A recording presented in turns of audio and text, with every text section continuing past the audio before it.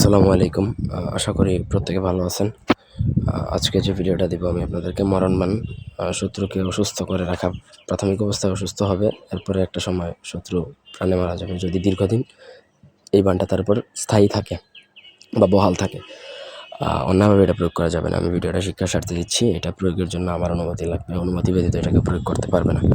ব্যক্তিগত যে কোনো প্রয়োজন কিংবা যে কোনো কাজ, জাতির নওচাটন, মারণ, স্তম্ভন, আকর্ষণ, বিদ্বেষণ, বশীকরণ, রাজমণি তাবিজ, দোকান বন্ধের তাবিজ ইত্যাদি যে কোনো কিছু প্রয়োজন যদি হয় আমার সাথে যোগাযোগ করতে পারবেন। স্ক্রিনে দেওয়া নাম্বার আছে, দেখুন। সরাসরি ফোনে, হোয়াটসঅ্যাপে কিংবা ইমোতে যোগাযোগ করে যে কোনো কাজের জন্য বা যে কোনো প্রয়োজনে যোগাযোগ করতে পারেন। স্ক্রিনে দেখুন 16টা ঘরের নকশা আছে। এটা মূলত হচ্ছে শত্রু অসুস্থ করার নকশা। স্থায়ীভাবে যদি থাকে বা দীর্ঘদিন থাকে বহাল, তাহলে শত্রু প্রাণে মারা যেতে পারে।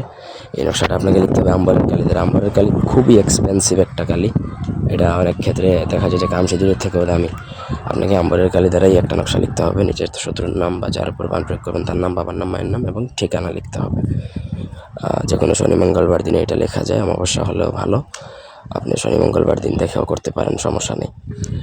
আপনার লেখা যখন কমপ্লিট হবে, যখন আপনি লিখবেন তখন একা নির্জনে বসে লিখবেন।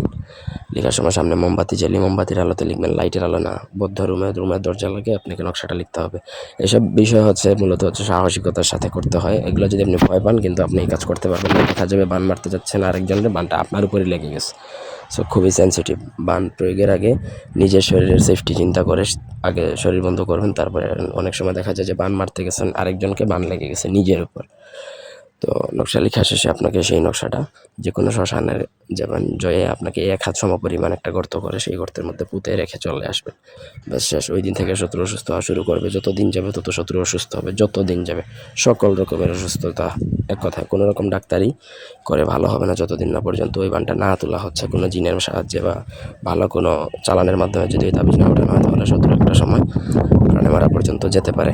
অন্যভাবে এটা প্রয়োগ করবেন না। ভিডিও ছিল শিক্ষার স্বার্থে, একান্ত প্রয়োজনে যোগাযোগ করে নেবেন। ধন্যবাদ সবাইকে।